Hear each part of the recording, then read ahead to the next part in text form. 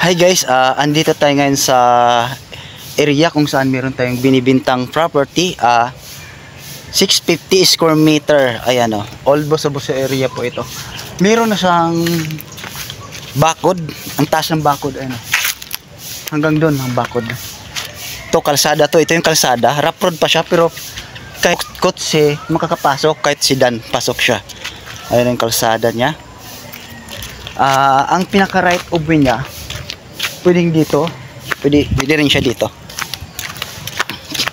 Yung taas ay semi-overlooking yung taas. Maganda yung gagawa ng kalsada ito. Kasi kalsada rin to papunta dun sa taas. Nasira lang kasi wala nang dumadaan. Pero ito yung pinaka right of way niya. Pinakadaan na to. Pag ganun siya.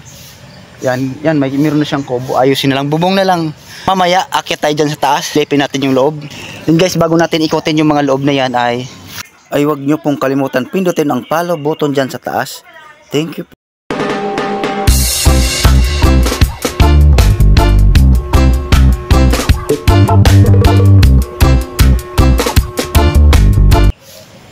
Yan, silipin natin yung loob niya. Yan, akit tayo dyan sa taas. Ito yung pinaka-right of niya. Doon sa unahan ay marami pang mga bahay. Yan, maraming bahay dyan. Ito yung paligid niya. May mga nakabili na rin yan. Yung dun sa taas meron din yan, may bagong nakabili yung karugtong yan. Ito yung paligid niya. Ayan, may bahay din dyan. Ito yan. May nakabili rin dito. Tara guys, akyat tayo sa taas.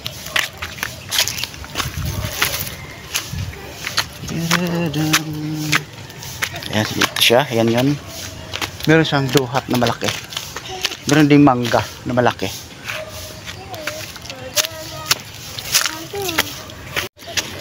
Ito siya. Ito yung right of way. Taas ng bakod niya. May bahay din doon. May mga bahay na rin doon. Ito. Ito yung pinaka right of way niya. Kung sisimintuhin to kahit sedan makakapasok yung kotse. Ito. Overlooking siya. Mahangin. Ito. Pasok din ito dito papuntang bahay. Malawak siya. Malaki. Hanggang yung puno na yon. Puno na yon, tapos papuntang street. Yung magka-street na puno na yan, papunta doon. Yung puno na yan ito. Yan, street doon. Pwede rin ito gawin kung gagarahin mo yung kotse.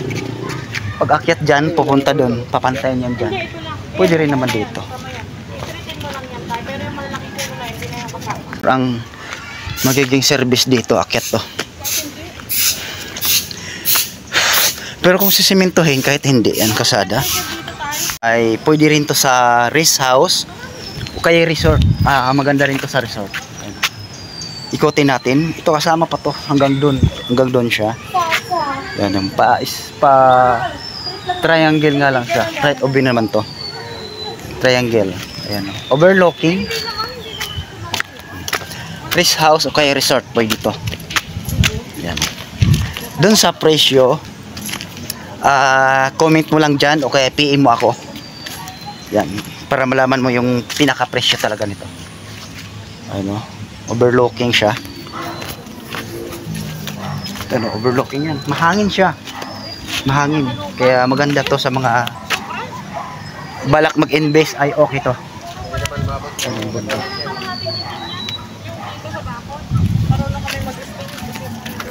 Ito tayo sa taas ng property. Ang pagpantay ng lupa. Ayan, konting pantay pa. Yung bahay na yan. Sagad dun sa may puno dapat. Kinapos yata. Ito yung pinakabahay niya. Sa maliit na pamilya, pwede na rin to. Gawan siya ng isang kwarto. Pwede rin naman lakihan to. Dito. Sasagad dito sa gilid. Ikutin natin.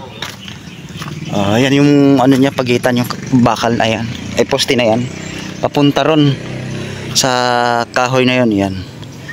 Papunta doon. Yan sa kapagitan ni rin yun.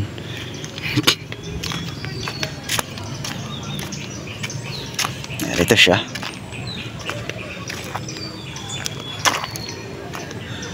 Nga lang naisagad doon pag hukay dahil meron pang may kahoy. Puputol pa kasi yan. Yan, pero matigas yung lupa.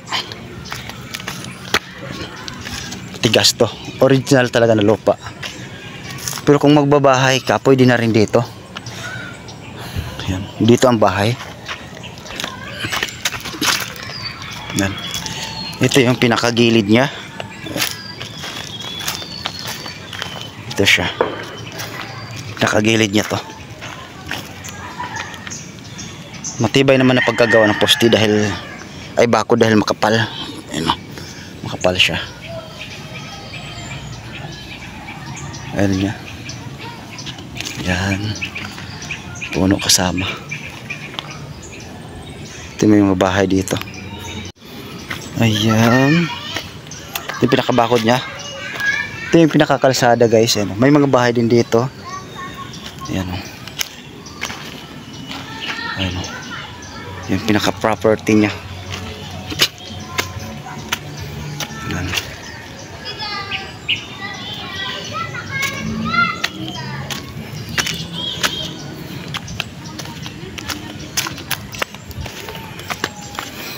Guys, meron na siyang septic tank.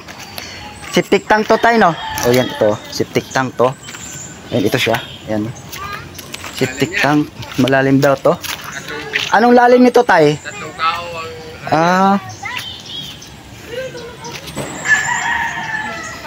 Ito, septic tank to. Meron na siyang septic tank. Ayan. Yun yung property. Ayan. Napantay na rin. Ito siya. Ito may nakabili na rin dito.